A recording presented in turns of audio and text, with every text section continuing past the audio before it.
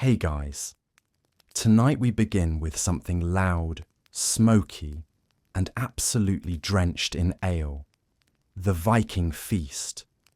Forget the glorious halls and noble warriors you've seen in movies, clinking horns and singing songs of valor. The truth is, a Viking feast was a brutal, chaotic, and often disgusting social gauntlet that you, with your modern sensibilities and appreciation for food safety, would not survive.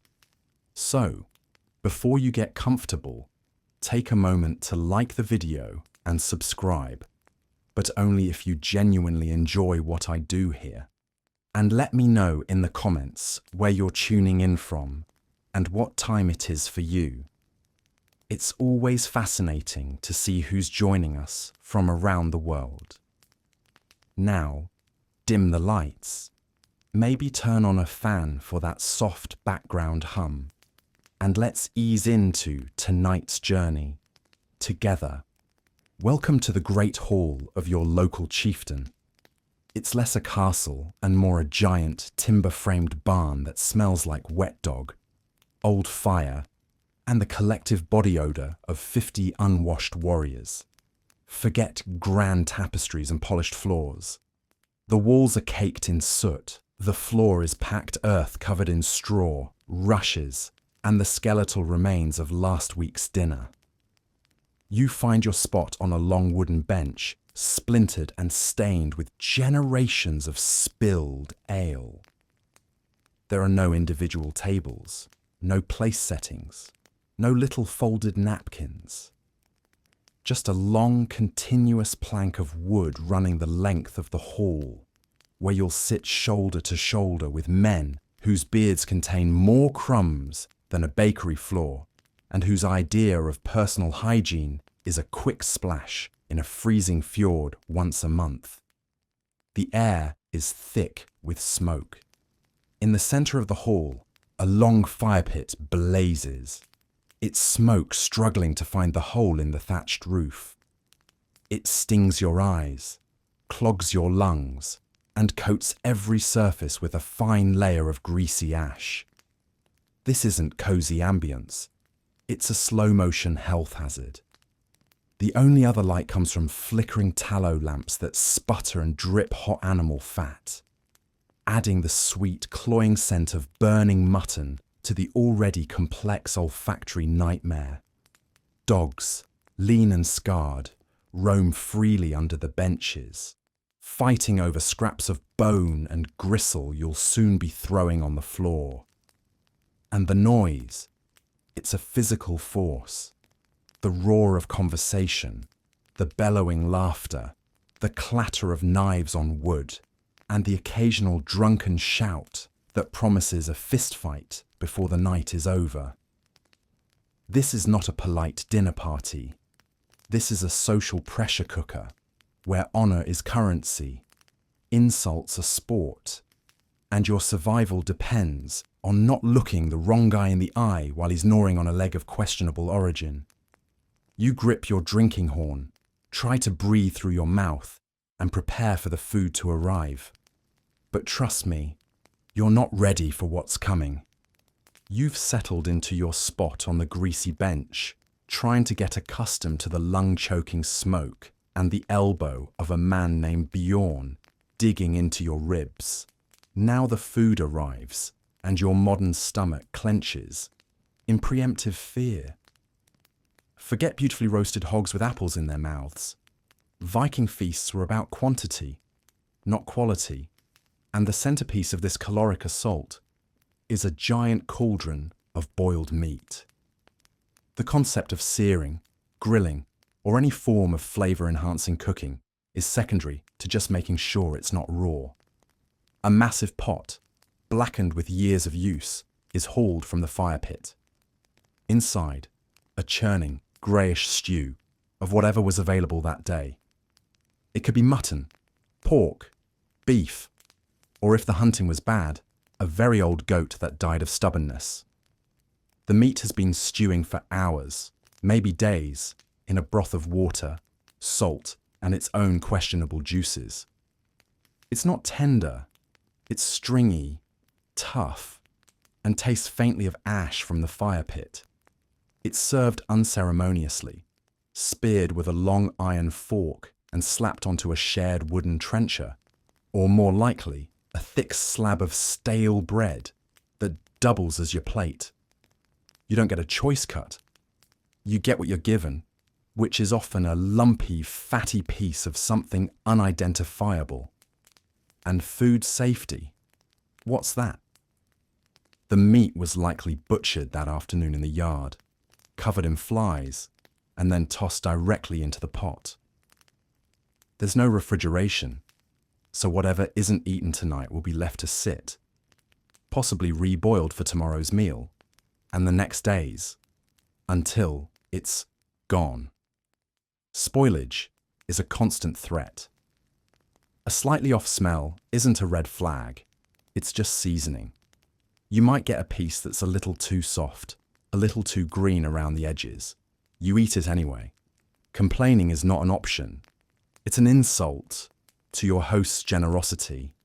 And in a world where honor is everything, insulting a chieftain over his boiled mutton is a good way to end up as tomorrow's stew. You pull out your personal knife, everyone carries one, and saw off a piece of the lukewarm, sinewy meat. You chew, and you chew, and you chew, trying to break it down before your jaw gives out. The taste is bland, greasy, and somehow profoundly disappointing. But you swallow it with a smile, because 50 other warriors are watching. And showing weakness is a far greater danger than food poisoning. The main course of boiled mystery meat sits heavy in your gut, a greasy promise of future digestive distress. But don't worry, there are side dishes to complete this culinary ordeal. Alongside the meat, you're served a generous portion of pottage, the Viking version of a perpetual stew. It's a thick, gloopy concoction of root vegetables, grains, and whatever else could be swept up and thrown in the pot. Turnips, cabbage, onions, and barley are the usual suspects, all boiled into a mush that defies both identification and flavour. The pottage has been simmering for days, with new ingredients constantly added to the old. It's less a recipe and more a living document of the week's leftovers. It's served in a communal bowl, and you scoop it up with your hunk of bread, or, if you're feeling adventurous, your fingers. Let's talk about that bread. This isn't a fluffy, artisanal sourdough. This is Viking flatbread or flatbread.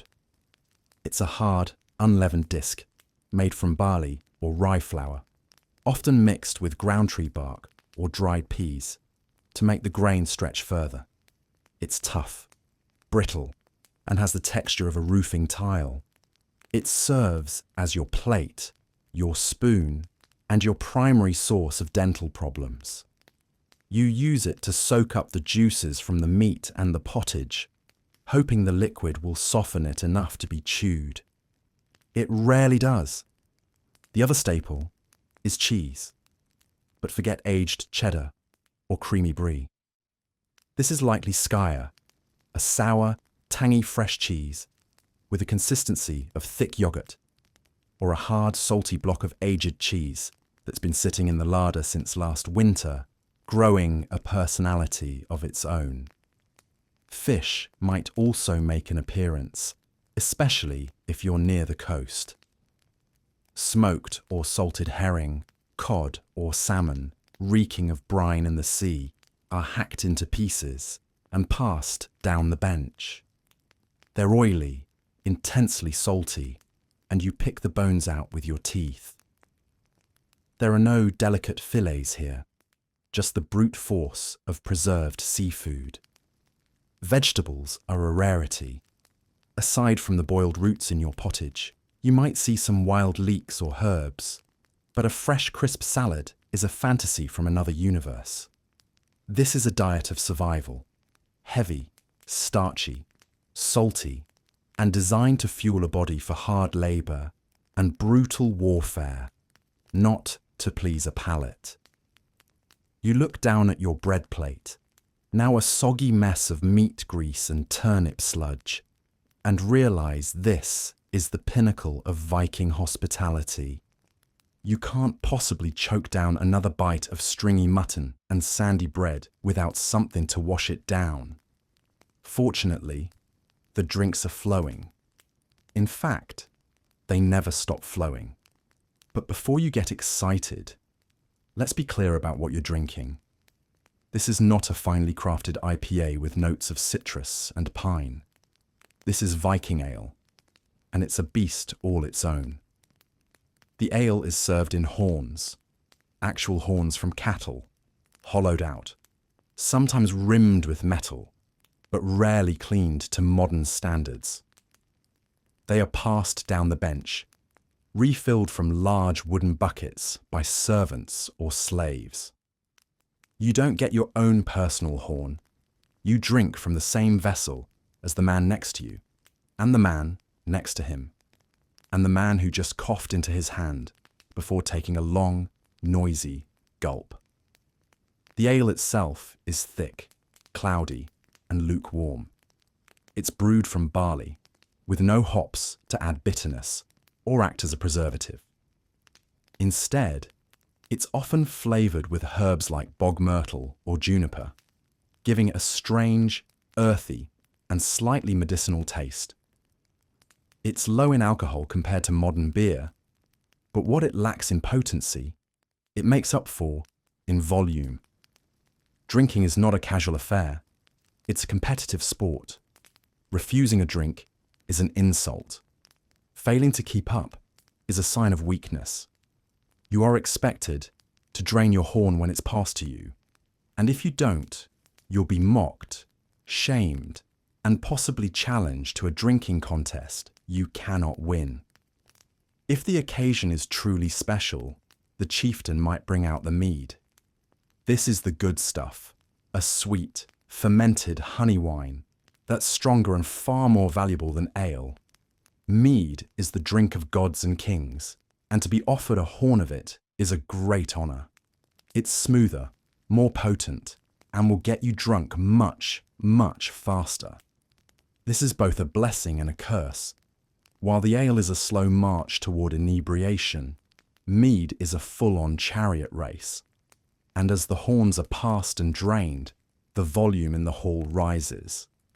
The boasting gets louder, the jokes get cruder, and the simmering tensions between warriors begin to bubble to the surface. Your head is already starting to swim. You've had more ale in the last hour than you've had in the last year, and the feast is just getting started. The drink isn't just a beverage, it's a social lubricant, a status symbol, and the fuel for the chaos that is about to unfold. You're several horns of questionable ale deep, and you've managed to keep your boiled meat down. Now it's time to observe the finer points of Viking social etiquette, or rather, the complete and utter lack thereof. Forget everything you know about polite dining. There are no forks, no spoons, and definitely no napkins. Your primary eating utensils are your hands and your personal knife, the same one you use for carving wood, cleaning fish, and, if necessary, stabbing your enemies. You use the knife to spear chunks of meat from the communal trencher and bring them to your mouth, juices dripping down your chin and into your beard. If a piece is too tough, you hold it in your teeth and saw at it with your knife, a move that is both practical and deeply intimidating. When you're done with a bone, you don't place it neatly on the side of your plate. You toss it onto the floor. The packed earth beneath the benches is a graveyard of past meals, a smorgasbord for the dogs that weave between the legs of the feasting warriors. The crunch of bone underfoot is part of the evening soundtrack. Spilling is not just acceptable, it's expected. Ale sloshes from horns, grease spatters from meat, and no one bats an eye. the floor is already a disaster, and your tunic is probably a lost cause anyway. Burping is not considered rude. In fact, a loud, hearty belch can be seen as a compliment to the host, a sign that you have eaten and drunk your fill and are thoroughly satisfied. It's the Viking version of a 5-star Yelp review. Sharing is mandatory. Food is served on large communal platters, and drinks are passed in shared horns. There is no concept of my plate or my cup. Everything belongs to the hall, and by extension, to the group. This fosters a sense of camaraderie, but also a rapid exchange of germs that would make a modern epidemiologist weep. Conversation is not a polite murmur. It is a roar. To be heard over the din, you have to shout.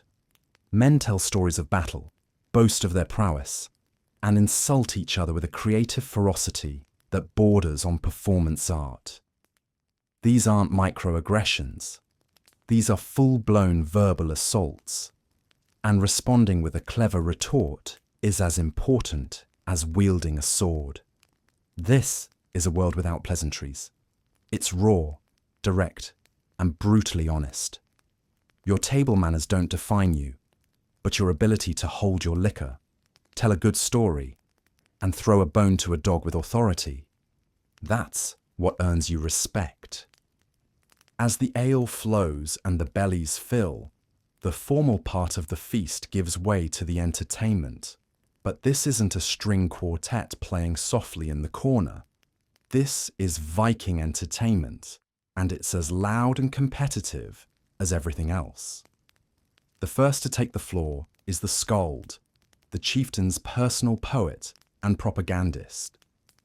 The Skald is more than just a storyteller. He is a keeper of history, a shaper of reputations, and a master of complex poetic forms. When he rises, a hush falls over the hall, or at least a slightly less deafening roar. He doesn't just recite poetry, he performs it, his voice rising and falling with the rhythm of the verse, often accompanied by a harp or lyre. He sings of great battles, of the gods and their quarrels, of the mighty deeds of the chieftain and his ancestors. His words are not simple rhymes. He uses kennings, poetic compound metaphors like whale road for the sea, or battle sweat for blood, and alliteration to create a rich, hypnotic tapestry of sound. A good skald can make a minor skirmish sound like a world-altering epic. A bad one can get a bone thrown at his head. His job is to praise his patron, to solidify his legacy, and to remind everyone in the hall of the glory they all share. After the skald has finished and received his payment, often a ring or a fine piece of jewelry from the chieftain, the floor is open for boasting. This is a crucial part of the feast. Warriors stand up, horn in hand, and make public vows or brags. They might swear to be the first to charge in the next battle, to kill a rival chieftain, or to sail to a land no one has ever seen. These are not idle, drunken promises. A vow made in front of the entire hall is a sacred oath. To fail to fulfill it is to invite eternal shame. The boasting is also a form of social combat. Men try to one-up each other, their stories growing more and more grandiose with each horn of ale.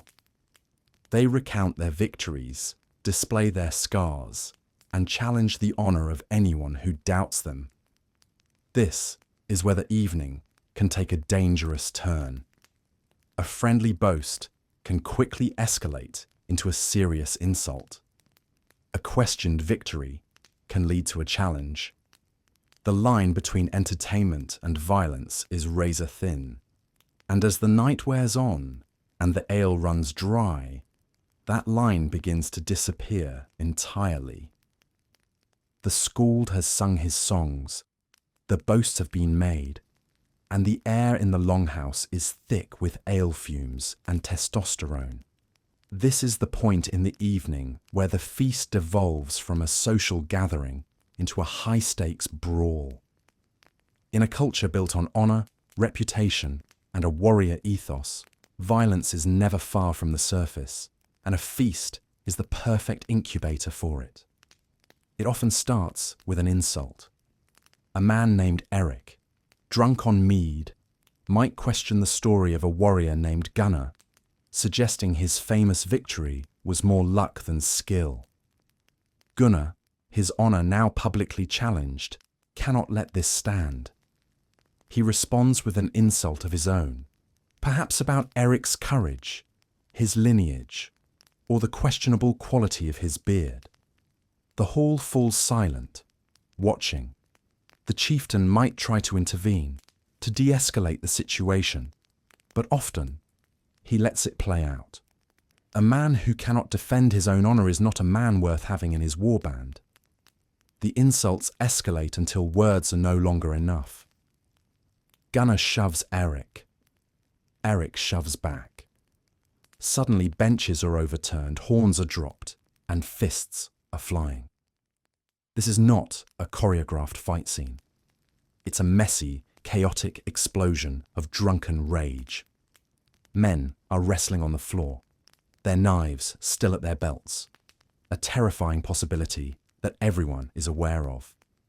Friends of both men might jump in, either to break it up or to join the fray, and soon a small personal dispute has turned into a full-blown melee in the middle of the hall. The dogs bark and snarl, snatching fallen pieces of meat amidst the chaos.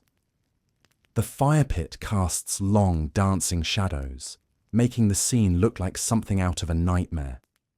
Sometimes these brawls end with a few bloody noses, bruised egos, and a grudging handshake brokered by the chieftain. Other times, they end with a blade. If a weapon is drawn, the feast is officially over.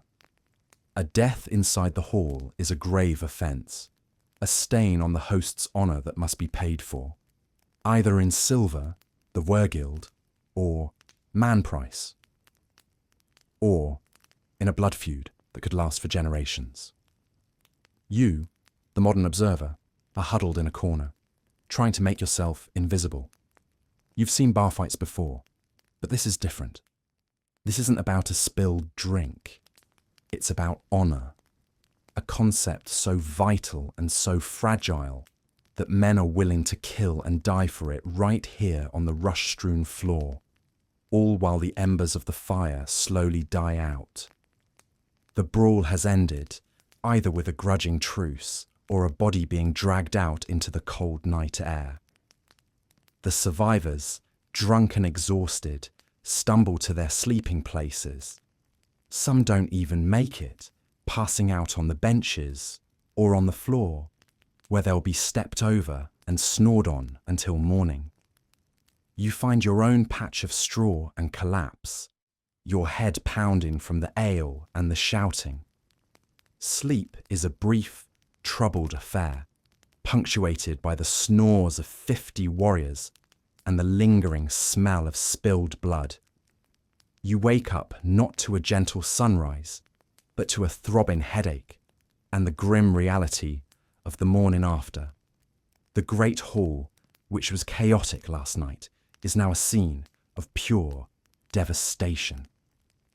The floor is a sticky, disgusting carpet of rushes, gnawed bones, spilled ale, and pools of vomit. The fire pit is a smouldering heap of ash and charred debris. The air is stale, thick with the smell of sweat, old smoke, and regret. No one is cleaning this up. Not yet anyway. That's a job for the slaves or the lowest ranking members of the household. Your first task is to deal with the physical toll of the feast. Your head feels like it was used as a drum in the brawl. Your mouth is dry. Your stomach is churning. And the thought of more boiled meat makes you want to curl up and die. This is the Viking hangover. And there are no painkillers. No electrolyte drinks. no greasy bacon sandwiches to cure it. Your only option is to drink more ale or water from a bucket that a dog was probably just drinking from. You stagger outside into the harsh light of a new day. The world feels too bright, too loud.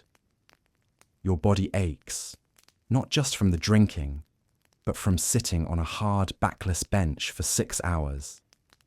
This is your reward for surviving the feast.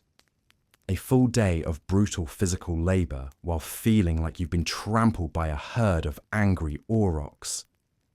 As you stand there, squinting at the sun, you realise the feast wasn't a break from the harshness of Viking life.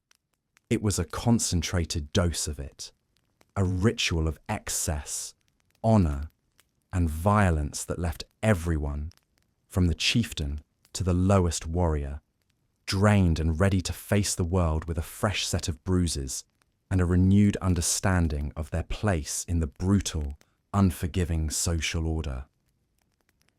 After the glorious ordeal of the feast, your day begins in earnest. And if you thought the Longhouse was a challenge for the senses, wait until you experience Viking hygiene. Or more accurately, the strange and often misunderstood rituals that pass for cleanliness in the Norse world. Forget your morning shower, your scented soap, and your 7-step skincare routine.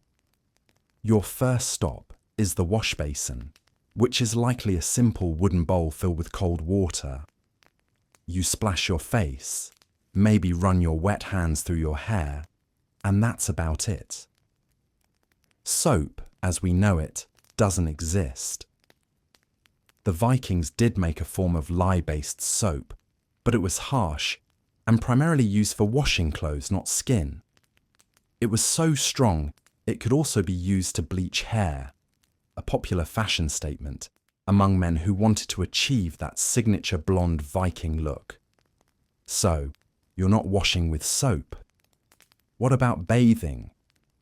The sagas and archaeological finds suggest that Vikings, contrary to the popular image of them being perpetually filthy, actually valued cleanliness more than many of their European contemporaries. They were known to bathe regularly, at least once a week, usually on Saturdays, the washing day, Logadaga. But a Viking bath isn't a relaxing soak in a tub of hot water. It's either a quick, shocking plunge into a freezing river, or a visit to a bathhouse, a small, windowless hut with a pile of rocks in the centre. The rocks would be heated in a fire, and then water would be thrown on them to create a thick, choking steam. It's a primitive sauna, where you sit in the dark, sweating out the grime and ale from last night's feast, occasionally beating yourself with bundles of birch twigs to stimulate circulation. It's less a spa day and more a test of endurance. What about your teeth? There's no toothbrush, no minty paste.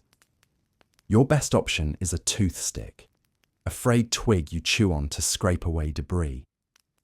You might also use a piece of wool cloth with some salt or chalk.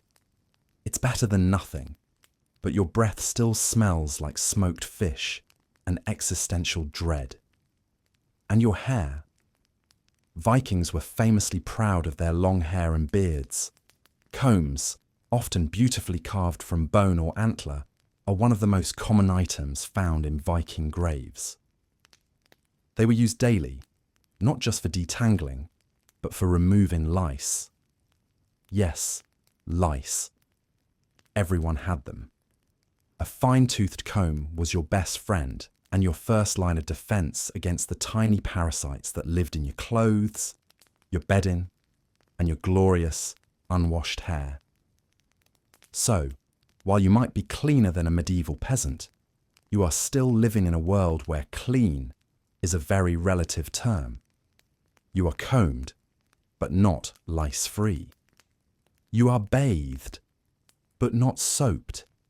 And you still smell faintly of wood smoke, sweat, and the lingering trauma of the communal drinking horn. Now that you're as clean as you're going to get, it's time to face the day's labour. If you're a man in the Viking Age, your life is a cycle of intense physical work, punctuated by periods of even more intense physical violence. Unless you're a chieftain or a wealthy landowner, you are not sitting around polishing your helmet. You are working, and the work is relentless. If you're a farmer, which most Vikings were, your day is ruled by the seasons and the sun. You're out in the fields from dawn until dusk, ploughing the rocky soil with a simple wooden ard pulled by an ox. Or, if you're poor, by yourself and your long-suffering family members. You sow barley, rye, and oats by hand, broadcast seeding from a pouch at your hip. You harvest with a sickle, a back-breaking process of stooping and slicing for hours on end. The work is hard, the yields are uncertain, and one bad harvest could mean a winter of starvation. If you're not a farmer, you might be a craftsman, a blacksmith perhaps, spending your days in a dark, smoky workshop, hammering iron into tools, weapons, and nails. The heat from the forge is blistering, the noise is deafening, and the risk of a serious burn or a piece of shrapnel in your eye is constant. Or maybe you're a shipbuilder, a highly respected but brutally demanding trade. You're felling massive oak trees with an axe, splitting logs into planks and shaping them with an adze. You use tar, animal hair, and moss to caulk the seams of the longships, your hands perpetually sticky and stained. The ships you build are masterpieces of engineering, but they are born from sweat, splinters, and strained muscles. If you live by the sea, you're a fisherman, heading out in a small open boat into the treacherous North Sea. You face freezing winds, monstrous waves, and the constant threat of being swept away. You haul nets heavy with cod and herring, your hands raw and cracked from the salt water and the cold. There are no weekends, no holidays in the modern sense. There are religious festivals, sure, but those are often followed by more work or preparation for the next season. Your body is your primary tool. A broken bone, a deep cut, or a lingering illness doesn't just mean pain. It means you can't work. And if you can't work, your family doesn't eat. Life is a constant, grinding effort to wrestle survival from a harsh and unforgiving landscape. The glory of the raid is a distant dream. The reality is the ache in your back and the calluses on your hands. The men are in the fields or at the forge, engaged in their own brand of brutal labour. But don't for a second think the women of the Viking Age are living a life of leisure. If you're a woman, your domain is the longhouse and the land immediately around it, and your workday is just as grueling, if not more so. You are the manager of the household, the keeper of its resources, and the engine that keeps the entire operation from collapsing into chaos. Your day begins before anyone else's. You're the one who rekindles the fire, who starts the slow, laborious process of grinding grain for the day's bread and porridge. You use a quernstone, a heavy, rotating stone that you push by hand for hours, turning barley and rye into coarse flour. It's an upper body workout that would make a modern gym-goer cry. Then comes the cooking. You prepare the meals in the smoky, poorly lit longhouse, cooking over the open fire pit. You're baking bread, stirring the endless pot of pottage, and smoking or salting fish and meat for preservation. Food preparation isn't a quick trip to the grocery store. It's a constant, ongoing battle against spoilage. You're also in charge of dairy. You milk the cows or goats, churn butter, and make cheese. This is a vital source of protein and fat for your family. and it requires daily attention. Then there's the weaving. Viking women were master weavers, producing the wool cloth needed for sails, blankets, and clothing. You start by shearing the sheep, then cleaning and carding the wool, spinning it into thread on a drop spindle, and finally weaving it on a large, upright loom. It's a time-consuming, intricate process that occupies every spare moment. Clothing doesn't come from a store, it comes from your hands. And while you're doing all this, you're also raising the children, tending to the sick, and managing the household's finances. When your husband is away on a raid or a trading voyage, which could be for months at a time, you are in complete control. You hold the keys to the chests and storehouses. You make the decisions about the farm, and you defend the homestead if necessary. Viking women were not delicate flowers. They were pragmatic, resilient, and powerful figures in their own right. But their lives were defined by a relentless cycle of work that never ended. There was no clocking out, no vacation time. There was only the endless list of tasks that had to be done to ensure your family survived another day, another winter, another year. Whether you're a man, woman, or child, your entire existence revolves around one central structure, the longhouse. This is not a quaint, cozy cottage. It's a long, narrow, single-room building that serves as your home, your workshop, your barn, and your community centre, all rolled into one smoky, chaotic package. Imagine a massive, windowless wooden hall, maybe 50 to 200 feet long. The frame is made of thick timber posts, and the walls are wattle and daub, a lattice of woven branches packed with clay, mud, and animal dung, or turf. The roof is thatched with reeds or covered in turf, with a single hole in the centre to let out the smoke from the fire pit. It's dark inside, even in the middle of the day. The only light comes from the smoke hole and the flickering flames of the central hearth. This long, open fire pit runs down the middle of the building and serves as the house's only source of heat, light, and cooking. It's a perpetual, smouldering presence that fills the air with a constant haze of smoke that stings your eyes and coats everything you own in a thin layer of soot. The floor is packed earth. There are no separate rooms. Your family sleeps, eats, and works in one shared space. Raised wooden platforms run along the sides of the hall, covered with straw and animal skins. This is where you sleep, sitting shoulder to shoulder with your spouse, your children, your elderly parents, and maybe a few assorted relatives or farmhands. Privacy is a concept that hasn't been invented yet. You hear every cough, every snore, every argument. And you're not the only ones living here. In the winter, the family's livestock, cows, sheep, goats, are often brought into one end of the longhouse to protect them from the cold. So, you're sharing your living space with animals. The smell is complex.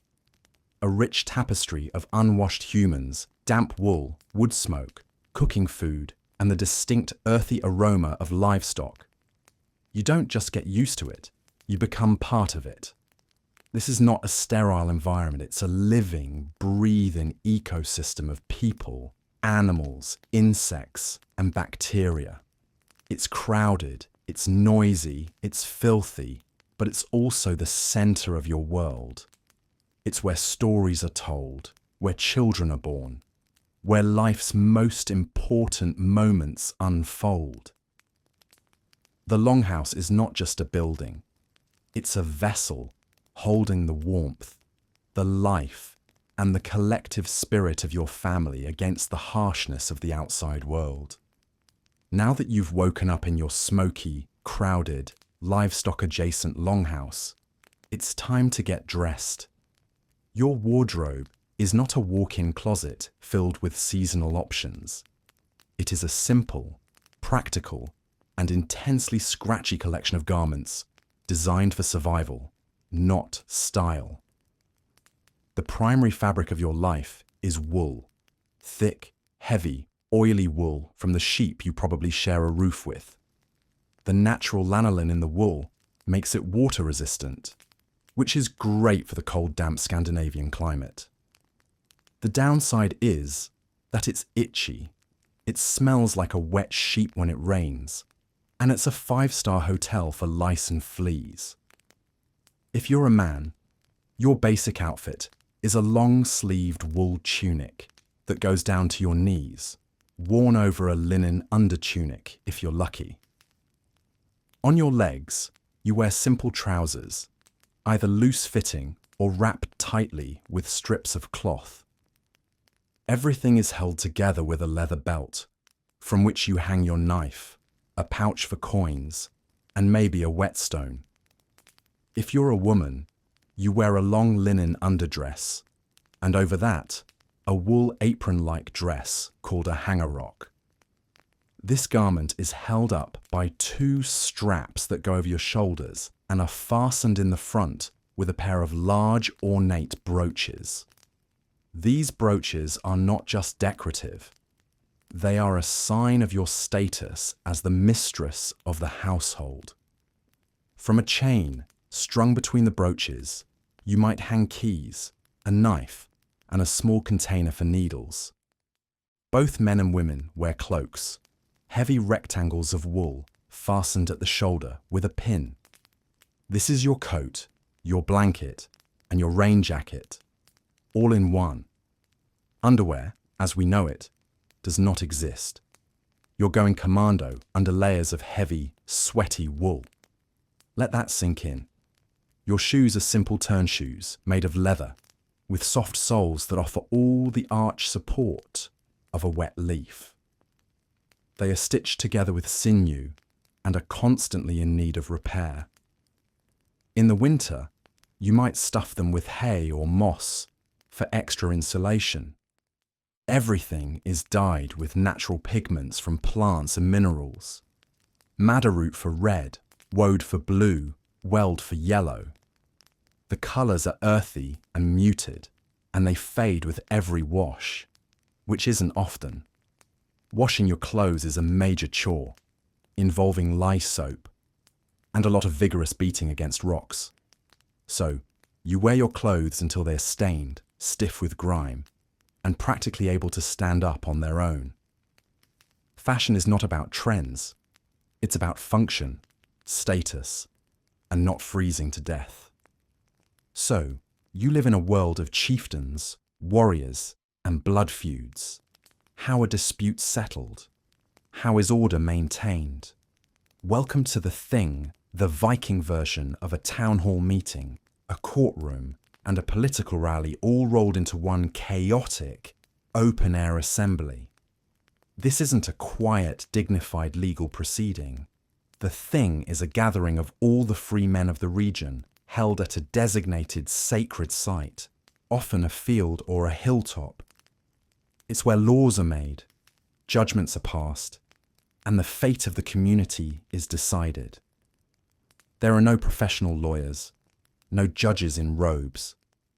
Instead, you have law speakers, men who have memorized the entire legal code of the land and can recite it from memory. When a case is brought before the Thing, both the accuser and the accused present their side of the story. They call upon witnesses, who swear oaths on a sacred ring, calling upon the gods to witness their testimony. Lying under oath is a grave offence, one that could lead to being declared an outlaw. The assembly of free men listens to the arguments and then renders a verdict. This is democracy in its rawest form. But it's not about finding the absolute truth. It's about restoring balance and avoiding a blood feud. Most punishments don't involve imprisonment. There are no jails. Instead, justice is dispensed through fines. Every crime, from stealing a sheep to murder, has a price, the Vergild. This man price is a system of compensation paid to the victim or their family. The amount varies depending on the crime and the social status of the person wronged. Killing a chieftain costs a lot more than killing a poor farmer. If you can't pay the fine, you could be forced into slavery, or, for the most serious offences, declared an outlaw. This is the worst possible fate. An outlaw, or vagreveum, wolf in a holy place, is stripped of all rights and protections. Anyone can kill you without consequence. Your property is forfeit, and you are banished, forced to live in the wilderness like a wild animal. The thing is also where political decisions are made. Chieftains are chosen, alliances are forged, and plans for raids or wars are announced. It's a messy, loud, and intensely personal system. Your reputation, your honour, and the number of powerful friends you have in the crowd matter just as much as the letter of the law. This is a world where justice is a public performance, and your life could depend on how well you can argue your case in front of a field of armed, skeptical, and easily distracted men. In the world of the Vikings, a personal insult is not something you brush off. A broken promise is not a minor inconvenience, and the murder of a kinsman is not a matter for the authorities. It is a matter for you, your axe, and a multi-generational cycle of vengeance known as the blood feud. The concept of honour, or Horde, is the central pillar of Viking society. Your honour is your reputation, your worth, and your legacy. To lose it is to be socially dead. And so, any slight against you or your family must be answered, swiftly and often violently. This is where the blood feud begins. If a member of your family is killed, it is your sacred duty to seek revenge. The law of the thing, with its system of fines, is an attempt to regulate this, to provide a peaceful alternative. But often, accepting money for a dead relative is seen as dishonourable. Blood must be answered with blood. The feud is not a chaotic rampage. It has its own grim set of rules. You don't just attack anyone from the offending family. You target someone of equal or greater status to the person who was killed. The revenge should be proportional, at least in theory. In practice, it often spirals out of control, with each killing demanding another, until entire families are wiped out over a dispute that started with a stolen pig. If a direct feud is too risky, you might turn to the Holmgang, a formal duel. This is a legally recognised way to settle a dispute over property, inheritance, or honour. The two combatants meet on a small island or a marked-out piece of land and fight according to a strict set of rules. The first to draw blood might be declared the winner, or the fight could be to the death. The Holmgang is a way to let the gods decide the victor, but it's also a way to engage in state-sanctioned violence without starting a full-blown war. For lesser crimes, punishment is often physical and public. A thief might be branded or have a hand cut off. A liar might be shamed with a scorn pole, a carved pole with a curse directed at them. The goal is not rehabilitation. It is deterrence and humiliation. Justice is not blind. It is personal, brutal, and deeply enmeshed in a culture where your reputation is the only thing you truly own. And defending it is a matter of life and death.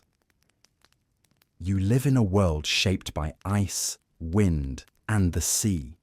A world where life is unpredictable, brutal, and often short. So, where do you turn for meaning? You turn to the gods. But these are not the gentle, all-loving deities of other faiths. The Norse gods are a reflection of the world they inhabit, powerful, capricious, and dangerously human. At the head of the pantheon is Odin, the All-Father. He is the god of wisdom, poetry, and war, but also of death and trickery.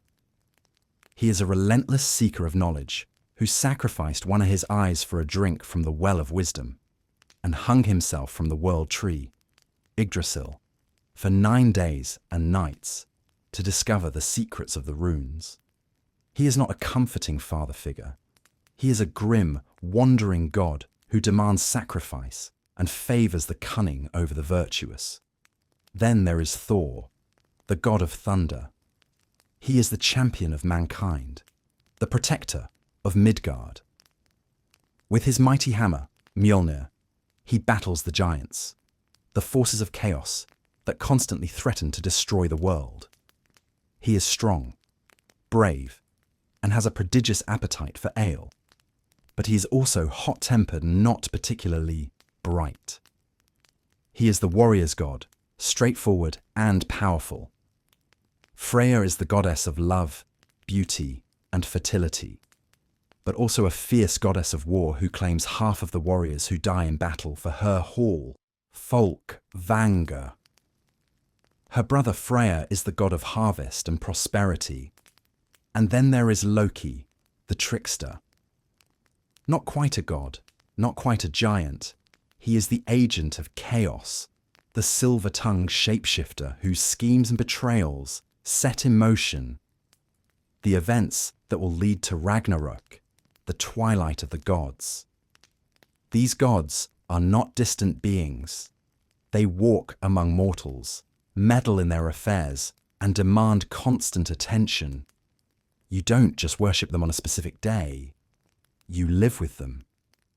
You leave offerings of food and ale at sacred groves or stones. You invoke their names before a battle, a voyage, or the planting of a crop. Religion is not about faith. It's about relationship, a transactional and often fearful pact with the powerful, unpredictable forces that govern your world. In a world ruled by gods who are themselves flawed and violent, worship is not a gentle affair of prayer and quiet contemplation. It is a raw, visceral practice of ritual and sacrifice, designed to win favour, appease anger, and maintain the fragile balance of the cosmos. Your relationship with the gods is transactional. They give you a good harvest, a victory in battle, or a safe sea voyage, and you give them something in return. This reciprocity is at the heart of Norse paganism. Rituals, or blots, are held at key times of the year, such as the winter solstice, the beginning of summer, and the harvest. These are communal gatherings, often led by a chieftain or a priest, go-di, held in sacred groves, at stone altars, or in special temple buildings. The central act of the blot is sacrifice, and this is not a symbolic offering. Animals, horses, cattle, pigs, goats, are slaughtered, their blood collected in a ceremonial bowl. The blood is then sprinkled over the altar, the statues of the gods, and the participants themselves with a bundle of evergreen twigs. This is not seen as a gruesome act. The blood is believed to contain the life force, a sacred power that strengthens the bond between mortals and the divine. The meat from the sacrificed animal is then boiled in cauldrons and eaten in a communal feast. By sharing this meal, the community is sharing in the power of the sacrifice, reaffirming their bonds with each other and with the gods. But it's not just animals. In the sagas and in accounts from outsiders like the Arab diplomat Ibn Fadlan, there are chilling descriptions of human sacrifice. While likely rare and reserved for the most dire of circumstances, a great famine, a devastating military defeat, it was a known practice. A slave, a captive, or sometimes even a member of the community, might be offered to the gods to avert disaster or to accompany a powerful chieftain into the afterlife. The most infamous and debated form of sacrifice is the blood eagle, a ritual described in the sagas, where a victim's ribs are cut from their spine and their lungs are pulled out to create the shape of wings. Most historians today believe this was likely a literary invention, a Christian writer's attempt to portray the Vikings as monstrously barbaric. But even if the blood eagle was myth, the reality of Norse ritual was still a world away from modern sensibilities. It was a practice steeped in blood, bone, and the belief that to receive a gift from the gods, you had to be willing to give one in return. In a society that revered Odin, the seeker of hidden knowledge, it's no surprise that magic and prophecy were not just accepted, they were essential forces in the world. But this was not the realm of male priests or chieftains. The most powerful magic, the art of seeing the future, belonged to women. She was the Völva, the seeress, a figure of immense power, respect, and fear. The Völva was a wandering prophetess, independent of any man or household. She travelled from town to town, summoned by chieftains and communities to perform a ritual known as Seder. This was not simple fortune-telling. It was a powerful ceremony to divine the future, to answer questions about harvests, battles, and the fate of individuals. When a Völva arrived, she was treated with the utmost reverence. She was given the seat of honour, fed the finest food, often a special porridge made from the milk of goats and the hearts of various animals, and prepared for her ritual. The ceremony of Seder was a public and theatrical event. The Völva would mount a high platform, a seidjala, holding a staff, or völa, often adorned with magical stones and charms. To enter her trance, she needed the help of the community. A circle of young women would sing a special hypnotic chant called a vadlokur, a song designed to ward off evil spirits and call the helpful ones to the seeress. As the song swelled, the Völva would enter a trance state, her soul believed to be travelling to other realms to commune with spirits, ancestors, and even the gods themselves. From this state, she would answer the questions put to her. Her prophecies were often cryptic, delivered in a strange, otherworldly voice, and required careful interpretation. But they were taken as absolute truth. To ignore the words of a Völva was to invite disaster. But the Völva's power was a double-edged sword. She was revered, but also feared. Her magic, Seder, was considered a female art, and for a man to practice, it was seen as shameful and unmanly, a sign of effeminacy. The seeress walked a fine line between the sacred and the dangerous. She was an outsider, a wanderer who communed with the dead and saw things others could not.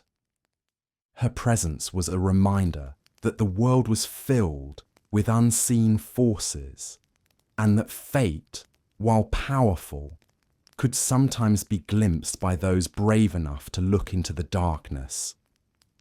You fought bravely, you've lived honourably, you've died with a sword in your hand. Now it's time to claim your reward. A glorious afterlife in Valhalla, Odin's golden hall, where you'll feast and fight until the end of time. Right? Wrong. Valhalla isn't for you, and it's not for the vast majority of Vikings who ever lived. The idea of Valhalla as the default heaven for all warriors is a popular myth, but the reality described in the sources is far more exclusive and far bleaker for everyone else. Valhalla is an exclusive warriors club, and Odin is the bouncer. Only the most elite, the most heroic, the champions chosen by Odin himself, are selected to enter. The Valkyries, the female spirits who serve Odin, ride over the battlefields and choose who among the slain is worthy of joining the Einherjar, Odin's personal army. These chosen few are taken to Valhalla to prepare for the final battle of Ragnarök. The rest of the slain? They go to Freya's Hall, Folkvanger, still a respectable afterlife for a warrior, but not the main event. And what about everyone else? The farmers, the craftsmen, the women, the children, the elderly, the 99% of the population who didn't die in glorious combat. You don't go to Valhalla. You go to hell. And no, this is not the fiery, torturous hell of Christian tradition. The Norse hell, ruled by the goddess of the same name, the daughter of Loki, is a cold, damp, and gloomy underworld. It's not a place of punishment. It's a place of nothing. It is a grey, shadowy realm where the dead continue a listless, boring existence. You are not tortured, you are simply forgotten. Your life of hard labour and fleeting joys is rewarded with an eternity of misty, uneventful gloom. To the Vikings, a culture that prized fame, action, and a legacy that would live on in song, this was a terrifying prospect. The worst fate was not to die, but to be forgotten. This is why the dream of Valhalla was so powerful.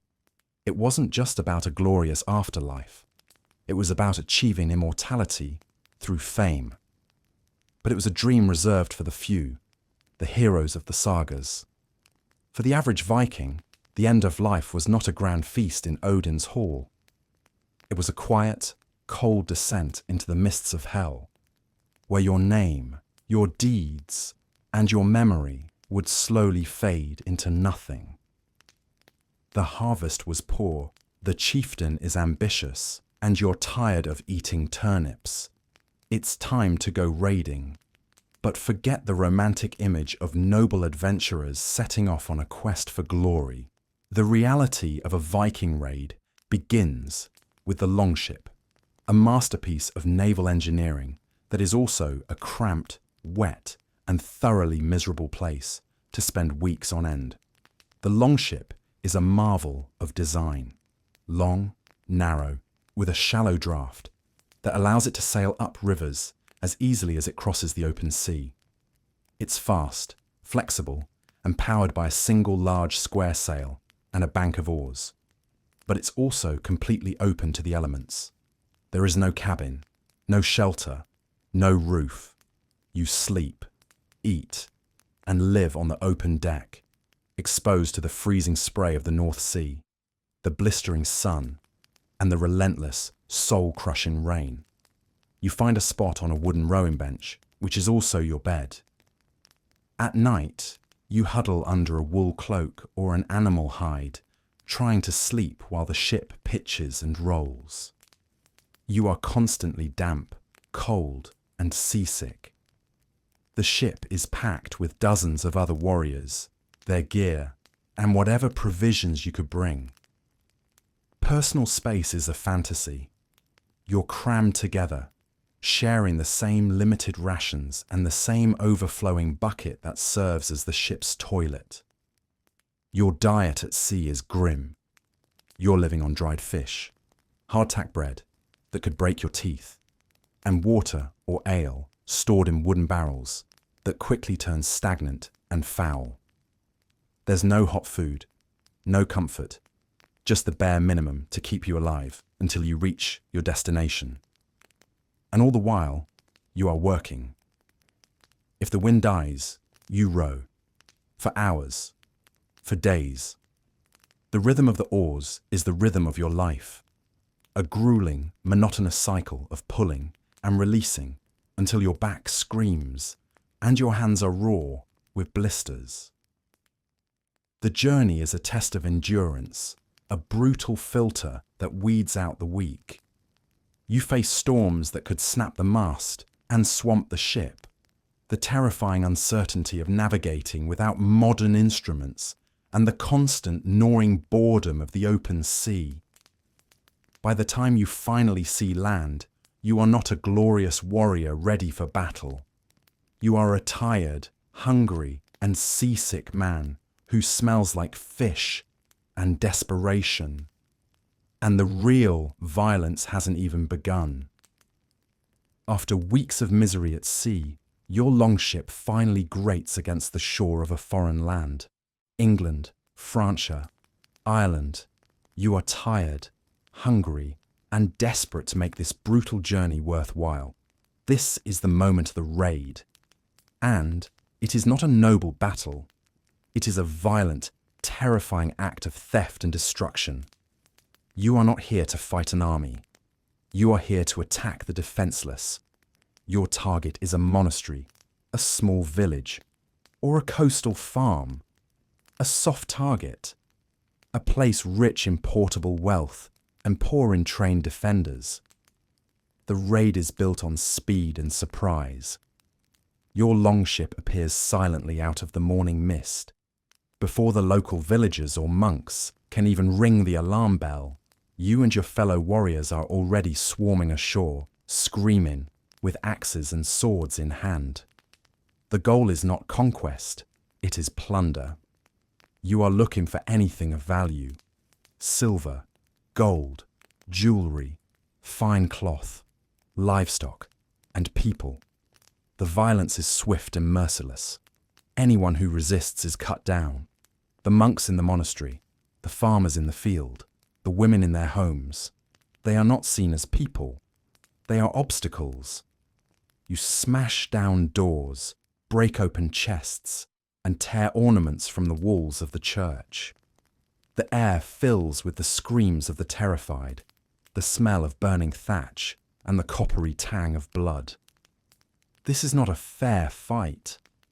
You are an armed, experienced warrior facing unarmed peasants and clerics.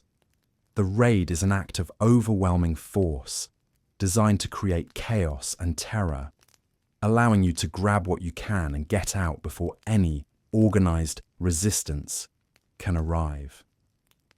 The most valuable prize is often the people themselves. You capture men, women, and children, binding their hands and herding them back to the longship. They will be sold as slaves or thralls in the markets of Dublin, Hedeby, or even further afield. Their lives, their families, their futures, all extinguished in a matter of minutes. Once you have taken everything of value, you set fire to the buildings. The flames are a final act of dominance, a warning to anyone who might think of retaliating. You leave behind a scene of smouldering ruins, dead bodies, and shattered lives. You and your comrades row away, your ship now heavy with loot and human misery. You've not won glory in a battle of equals. You've committed an act of brutal piracy. And as you sail back into the mist, you know that you will have to do it all over again next year. Because the wealth you've just stolen will not last forever. You've survived the raid, but now your chieftain has decided to take on a real army. You find yourself on a muddy field, facing a line of Saxon or Frankish soldiers. There's no room for individual heroics here. Your survival depends on one thing: the shield wall. The shield wall, or Skjaldborg, is the cornerstone of Viking Age warfare. It is a simple, brutal, and terrifyingly effective formation. You stand shoulder to shoulder with your comrades, your round, wooden shields overlapping to create a solid barrier of wood and iron.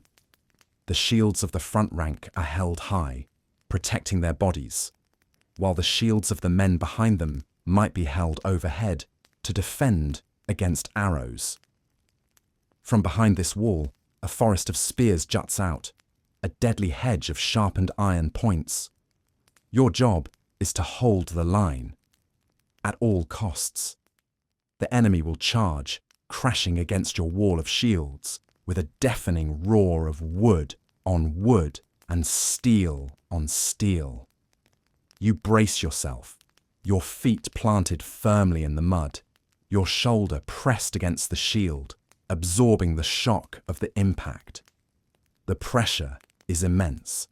You are pushing against the weight of the man in front of you, and the entire enemy army pushing against him. The air is thick with the sounds of battle, the shouting, the screaming, the clang of weapons, the splintering of wood, and the wet, percussive thud of an axe finding its mark. You are not a lone warrior.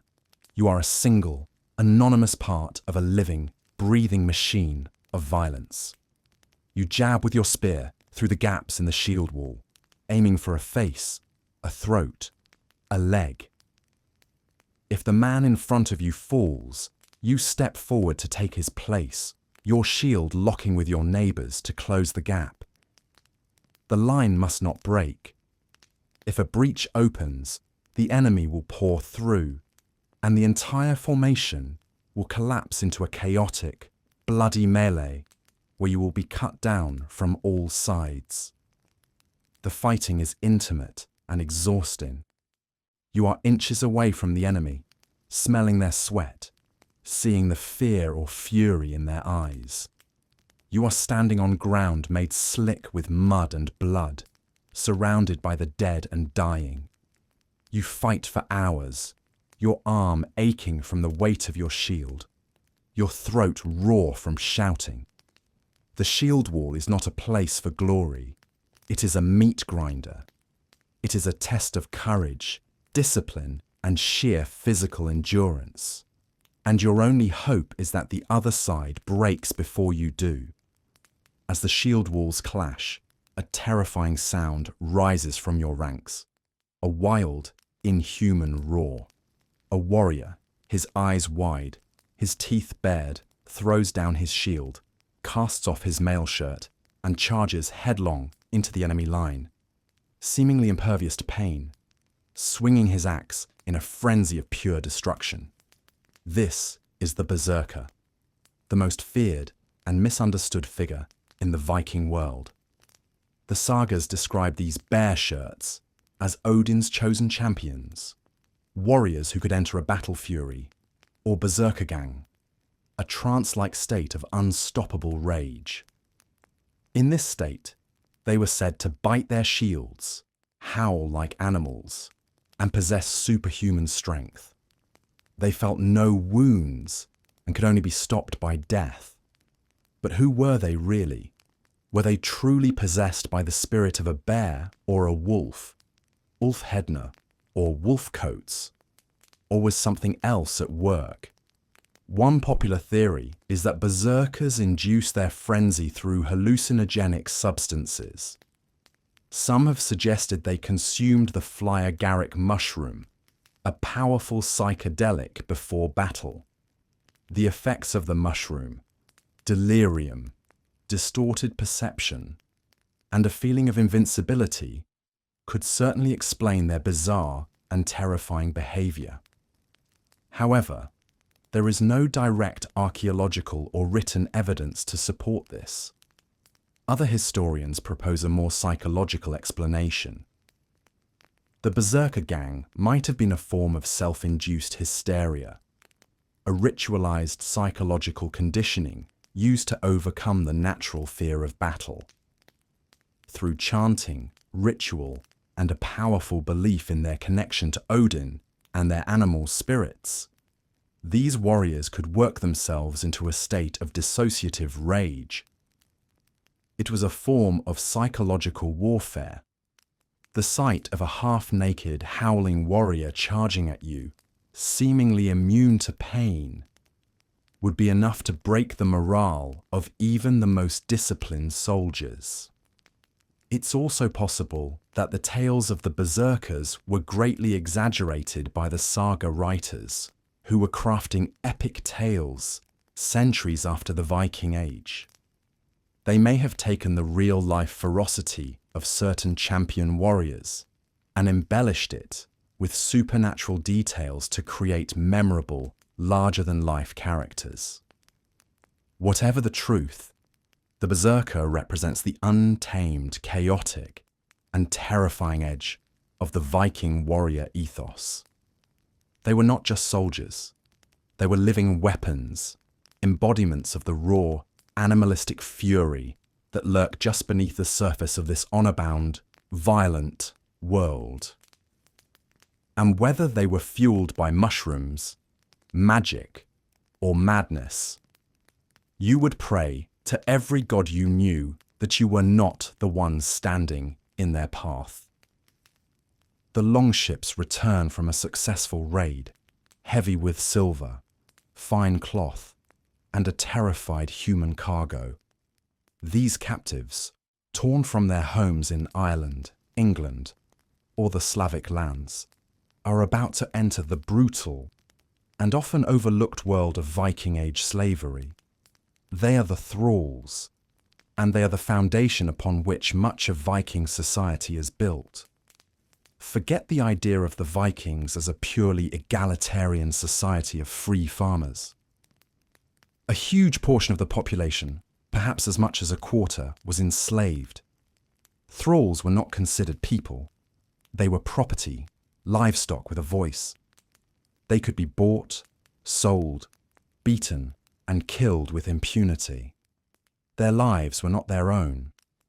Upon arrival in Scandinavia, the captives are sold in bustling slave markets in towns like Hedeby or Berka. Their value depends on their age, health, and skills. A strong young man might be sold to a farmer to work the fields. A young woman might be sold as a domestic servant, a concubine, or a weaver. A skilled craftsman, like a blacksmith or a carpenter, would fetch a high price. Life as a thrall is a relentless cycle of hard labor and humiliation. You live in your master's longhouse, but you sleep on the floor, separate from the free members of the household.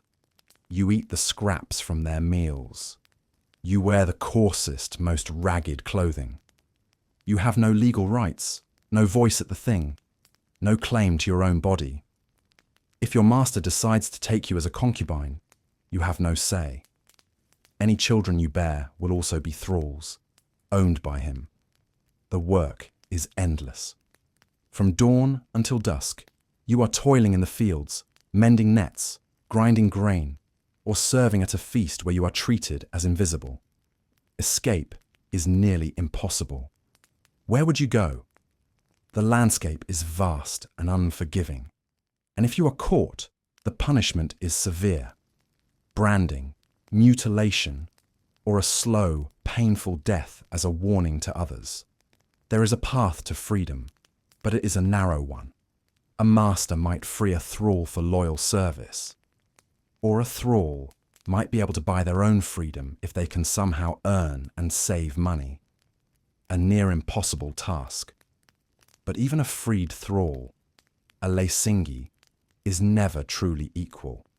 They remain tied to their former master, owing him loyalty and service. And they are still viewed as socially inferior. The sagas are filled with the casual brutality of slavery.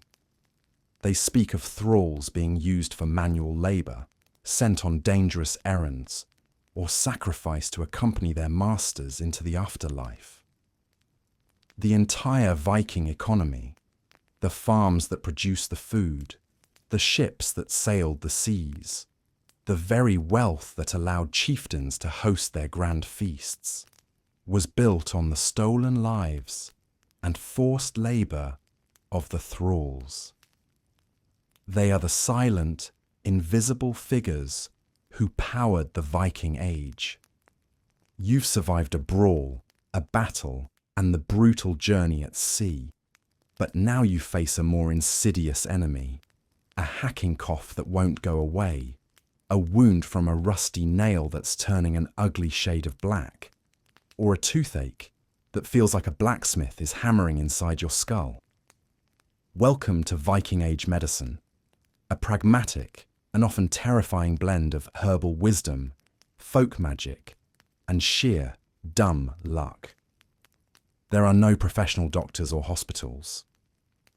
Your first, and often only line of defense, is the local wise woman, or leech, usually an older woman in the village, who has a deep knowledge of medicinal plants passed down through generations. She is the community's healer, midwife, and pharmacist, all in one. Her pharmacy is the forest and the fields. She knows which plants can soothe a cough, licorice root, which can reduce a fever, meadowsweet, a natural source of salicylic acid, the active ingredient in aspirin, and which can be used to clean a wound, yarrow, which has antiseptic and blood-clotting properties. She makes poultices from crushed leaves, boils roots into bitter teas, and creates salves from animal fat and herbs. But her medicine is not just physical, it's spiritual. She believes that illness can be caused by evil spirits, curses, or the displeasure of the land spirits, the landvetter. So, along with the herbal remedy, she will likely perform a ritual. She might chant a magical incantation, a galder over the wound, or carve protective runes onto a piece of wood for you to carry. The line between medicine and magic is blurry, if it exists at all. Surgery is a last resort, and it is brutal. There is no anesthesia. If a limb is shattered or a wound is deeply infected, it might have to be amputated. You are held down by several strong men, given a leather strap to bite on, and the healer saws through the bone with a simple iron knife. Your only hope is that you don't die from the shock, the pain, or the inevitable infection that follows. Dentistry is equally horrific. An aching tooth is either endured or pulled. The pulling is done with a pair of crude iron tongs, without any painkillers. It's no wonder that many Viking skulls show signs of severe dental decay and abscesses. Childbirth is a dangerous affair, handled at home by the wise woman. She uses her knowledge of herbs to ease the pain and assist with the birth, but complications are common and often fatal for both mother and child. In this world, you learn to live with pain. You are tough, resilient, and have a high tolerance for suffering because you have no other choice. A simple infection that we would treat with a week of antibiotics could be a death sentence. Your survival depends on the strength of your own body, the knowledge of the local healer, and a healthy dose of favour from the gods. The image of the fierce, axe-wielding shield maiden fighting alongside men in the shield wall is one of the most powerful and enduring myths of the Viking Age. But what was the reality for women in this brutal, male-dominated world? The answer is complex, a mixture of surprising autonomy and rigid limitations. Legally, Viking women had more rights than many of their European contemporaries.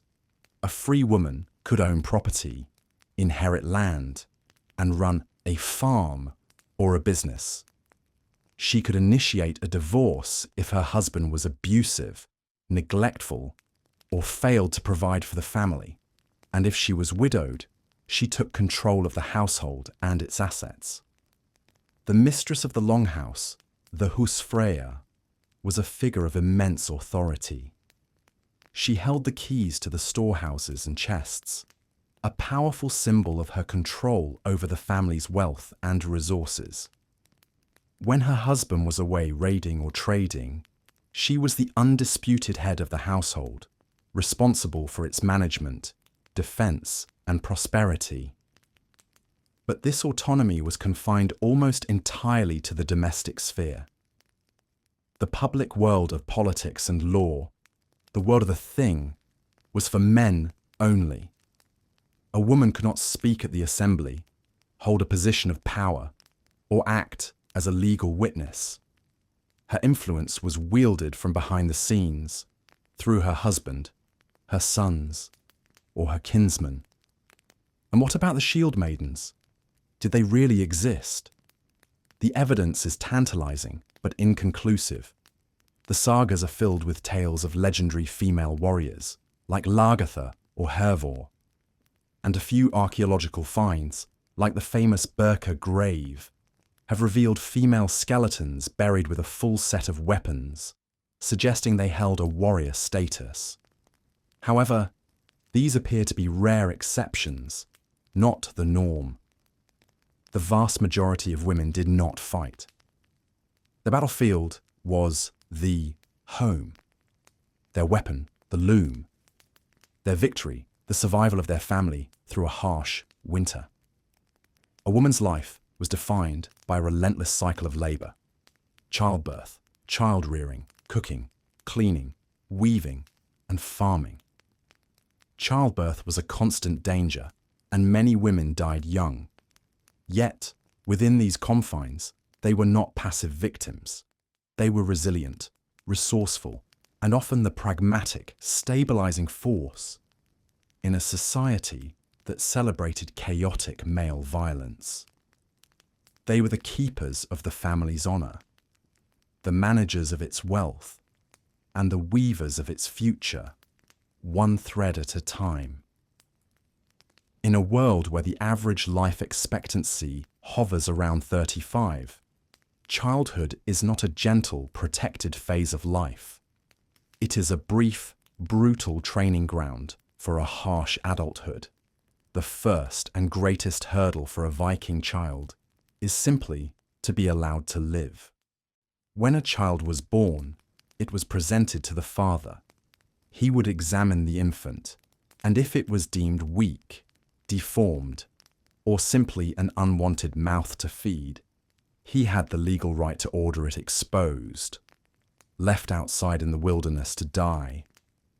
This practice, known as utbyrda, was a grim reality in a society struggling with limited resources. If the child was accepted, it was sprinkled with water and given a name in a small ceremony, officially bringing it into the family. But survival was far from guaranteed. Infant mortality was staggeringly high. Disease, malnutrition, and accidents claimed a huge number of children before their 5th birthday. There were no vaccines, no modern medicine, just the herbal remedies of the local wise woman and the hope that the child was strong enough to endure. Childhood, as we know it, was short. There was no formal schooling for most children. Learning was done by doing. As soon as they could walk, children were expected to contribute to the household. Young boys would follow their fathers into the fields or the workshop, learning to farm, hunt, or work with wood and iron. They would play with toy wooden swords and shields. Practicing for the day, they would join the ranks of warriors. Young girls would learn from their mothers, mastering the arts of weaving, cooking, and managing a household. Their games often involved dolls and miniature household tools, preparing them for their future roles as wives and mothers. The transition to adulthood came early. Girls were often married in their early teens, their marriages arranged by their families to forge alliances or secure property. Boys were considered men once they could grow a beard and handle a weapon. They might join their first raid as a teenager, eager to prove their courage and win their share of the plunder. Despite the harshness, it wasn't a life devoid of affection. Sagas and poetry speak of the love between parents and children.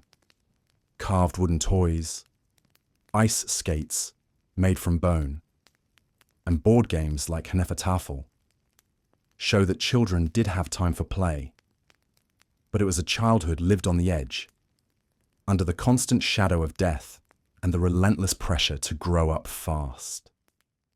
The world was a dangerous place. and there was no time to be a child for long. The popular image of the Vikings is one of violent raiders sailing out to plunder and burn. And while that is certainly part of the story, it is not the whole story. The Vikings were not just warriors.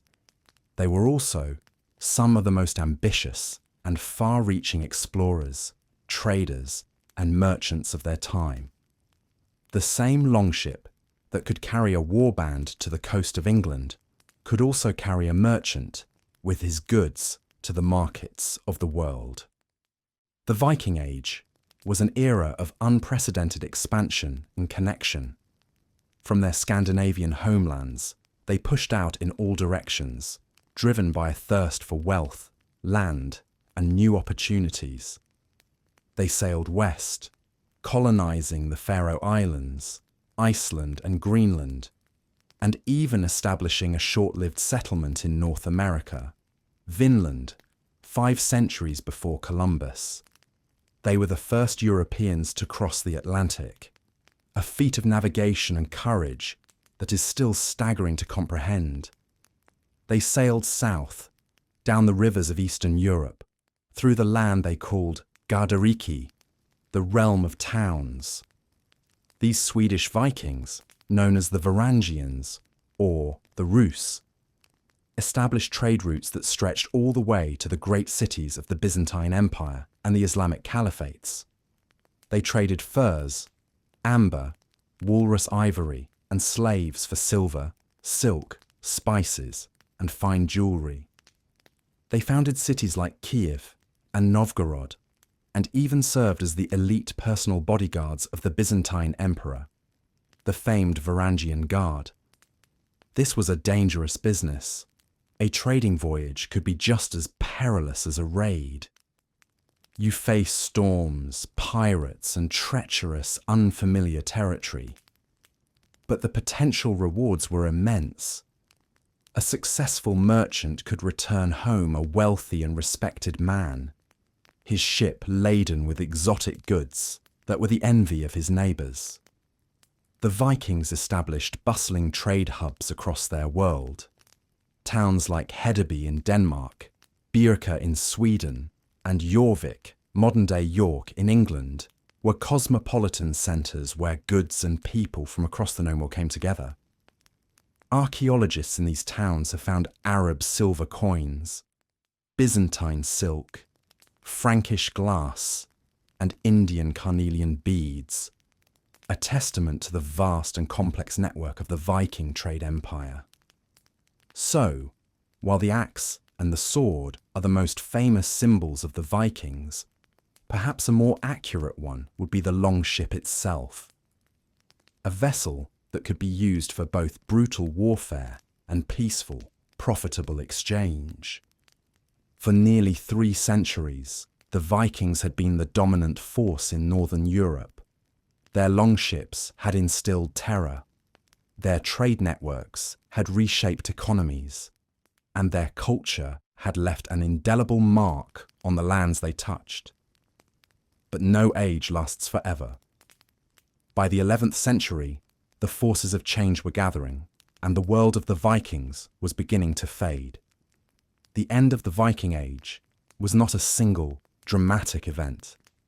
It was a slow, complex process of transformation, driven by both internal and external pressures. One of the most powerful forces was the rise of centralized monarchies in Scandinavia itself.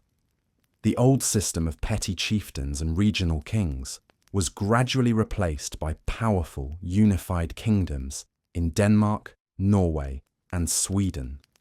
These new kings, inspired by the models of European royalty, sought to consolidate their power, create standing armies, and put an end to the freelance raiding that had defined the earlier era. A king could not build a stable kingdom if his most powerful warriors were constantly sailing off to pursue their own private wars. Another key factor was the conversion to Christianity. The old Norse religion, with its warrior gods and blood sacrifices, slowly gave way to the new faith from the south. This was not always a peaceful process. It was often driven by kings who saw Christianity as a tool to legitimize their rule and forge alliances with the powerful Christian kingdoms of Europe. The conversion brought with it a new culture, a new set of laws, and a new worldview. Churches and monasteries were built. The old runic alphabet was replaced by the Latin script, and the stories of the old gods were written down by Christian scribes, who often viewed them as demonic or foolish. The world around the Vikings was also changing. The kingdoms of Europe had grown stronger and more organized. They built castles, fielded professional armies, and were no longer the easy targets they had been in the 9th century. The old Viking tactic of the swift coastal raid was becoming less and less effective. The final symbolic end of the Viking Age is often dated to 1066, the year of the Battle of Stamford Bridge, where the Norwegian king Harald Hardrada, often called the last great Viking, was defeated and killed while trying to invade England.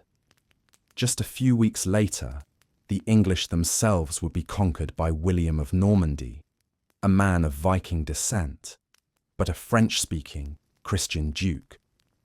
The old world was gone. The Vikings had not been conquered. They had evolved. They had become Danes, Norwegians, Swedes, Icelanders, and Normans. They had integrated into the European mainstream. Their wild pagan seafaring culture slowly transformed into the settled Christian feudal world of the Middle Ages. The age of the longship had passed. Before they had the Latin alphabet, before they wrote their sagas on vellum scrolls, the people of Scandinavia had their own powerful, mysterious system of writing, the runes. These were not just letters.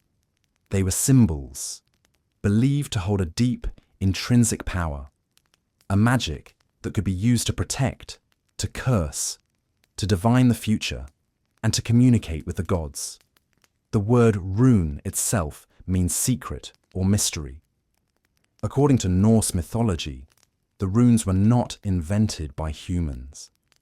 They were discovered by Odin, who, in a shamanic act of self-sacrifice, hung himself from the world tree for 9 days and nights, pierced by his own spear, until the secrets of the runes were revealed to him.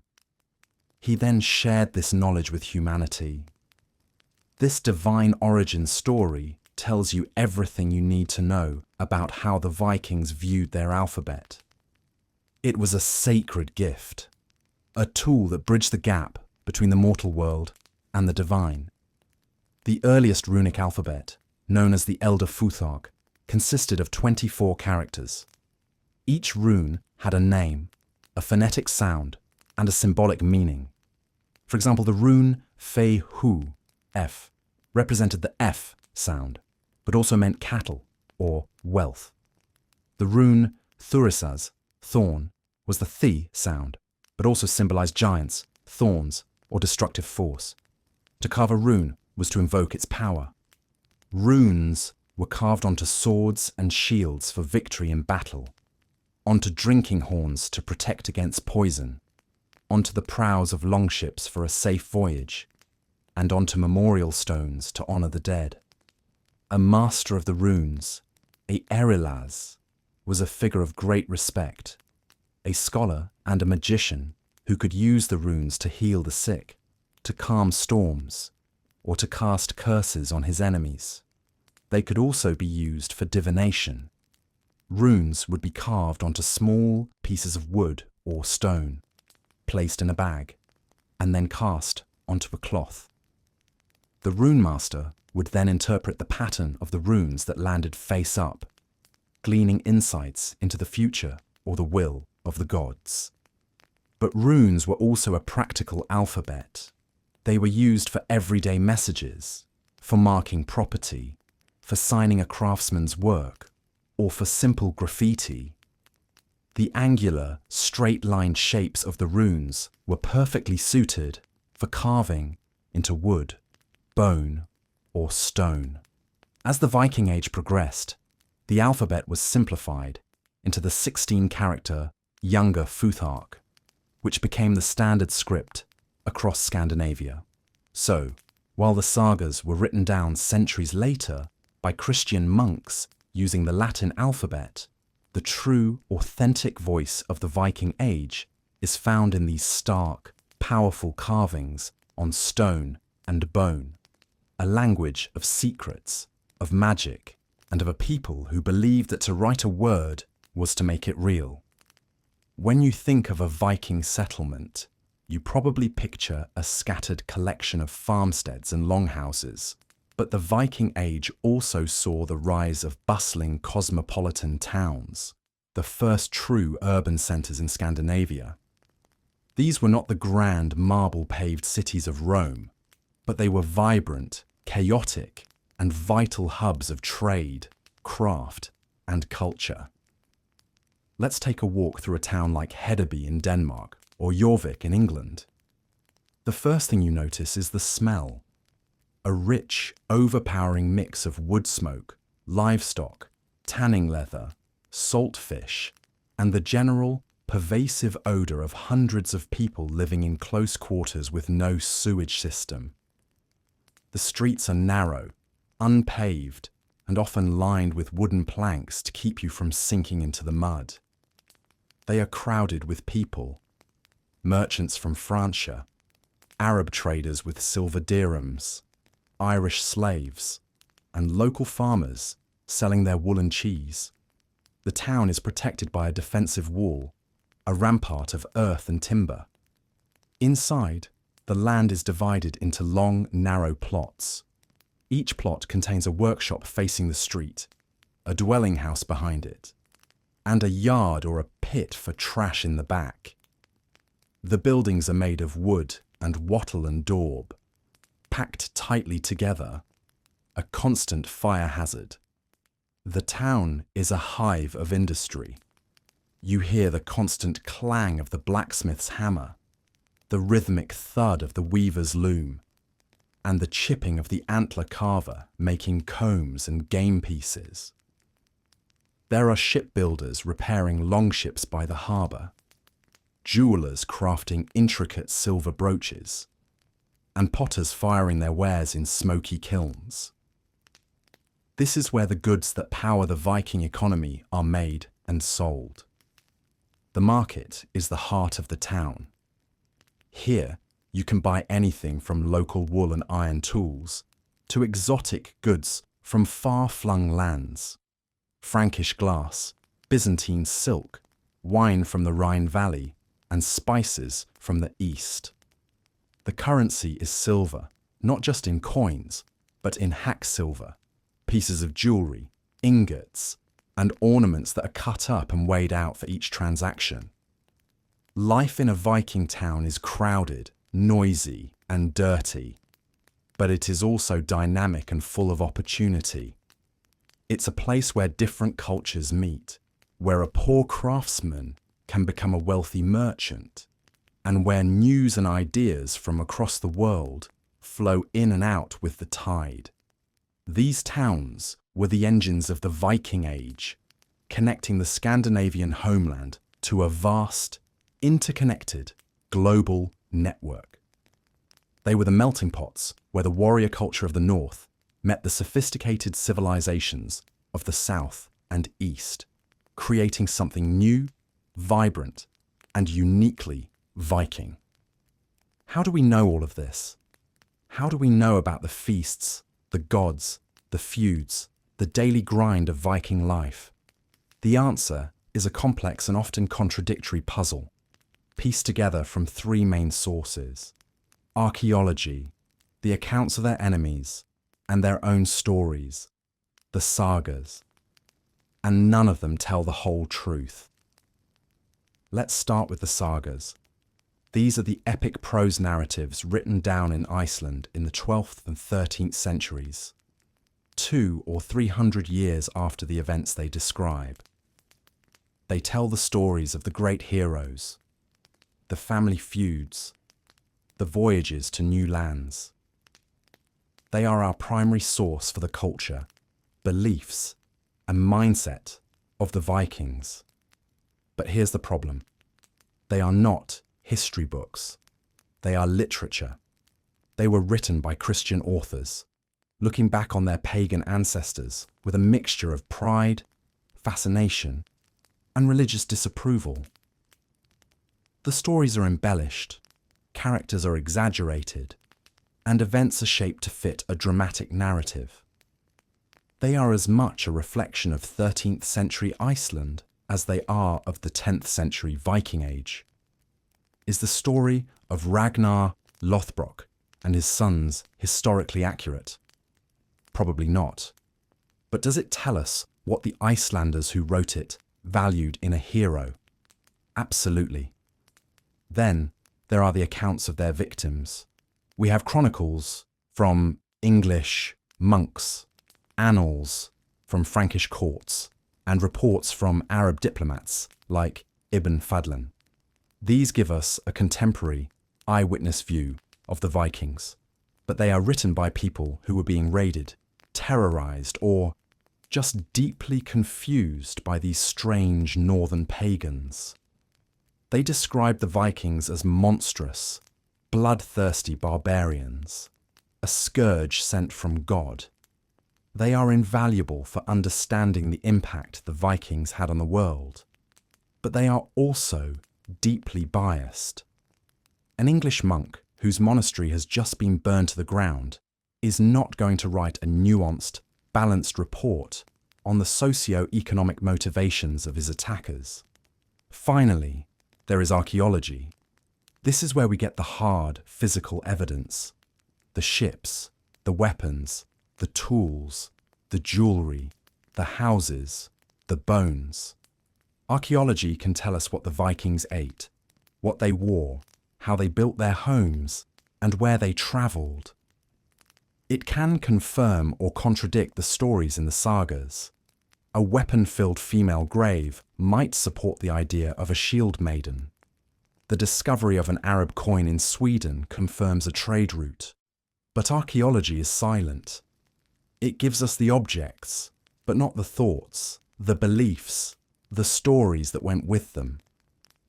So, to understand the Vikings, we have to weave these three threads together: the biased literature of their descendants, the terrified reports of their enemies, and the silent evidence of the earth. The true picture is somewhere in the gaps, in the contradictions, in the ongoing debate between what was real and what was remembered. Let's end by taking an axe to some of the most persistent myths about the Vikings, the clichés that have been perpetuated by movies, TV shows, and bad Halloween costumes for decades, because the reality is often far more interesting and far less horned than the legend. First, and most importantly, the horned helmets. They did not exist. There is not a single piece of archaeological evidence, not one contemporary depiction, that shows a Viking warrior wearing a helmet with horns. The image was largely invented in the 19th century, most famously for a production of Wagner's opera cycle, Der Ring des Nibelungen.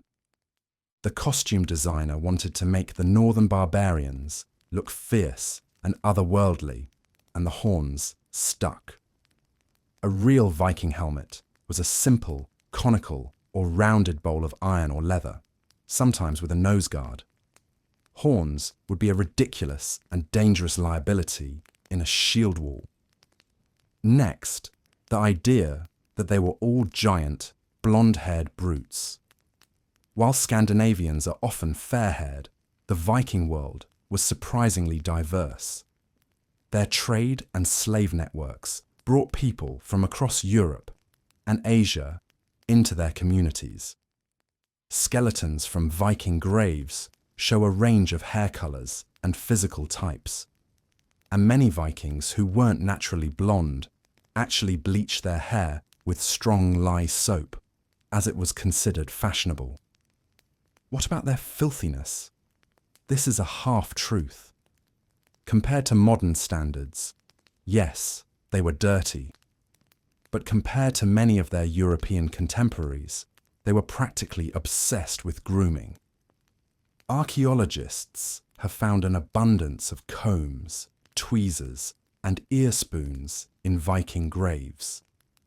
They bathed weekly, took pride in their hair and beards, and were even considered dangerously seductive by some English chroniclers. Who can mind the time that the well-groomed Danish men were stealing all the English women? Finally, the myth that they were nothing but mindless, bloodthirsty destroyers. While the violence of the raids is undeniable, they were also skilled craftsmen, sophisticated shipbuilders, far-reaching traders, and pragmatic politicians. They composed complex poetry, created a legal system based on public assembly, and explored and settled new lands with a courage and ambition that reshaped the map of the world. They were not simple barbarians. They were a complex, contradictory, and fascinating people who were far more than just the horned-helmeted caricatures of popular imagination. The real Vikings were farmers, poets, merchants, and explorers, as well as warriors. And their story is all the more powerful without the myths. So, after this journey through the smoke, the sweat, the blood, and the ale of the Viking Age, we return to the question we started with. Would you last? Let's be brutally honest. You wouldn't make it past the first feast. You would be culturally, physically, and emotionally unprepared for the sheer, unrelenting harshness of this world. You would recoil from the food, be baffled by the social codes, and be horrified by the casual violence. Your modern immune system would likely surrender to the first bacteria it met in the communal drinking horn. Your body, softened by comfortable chairs and a life without constant manual labor, would break under the strain of farming, rowing, or just surviving a winter in a smoky, drafty longhouse.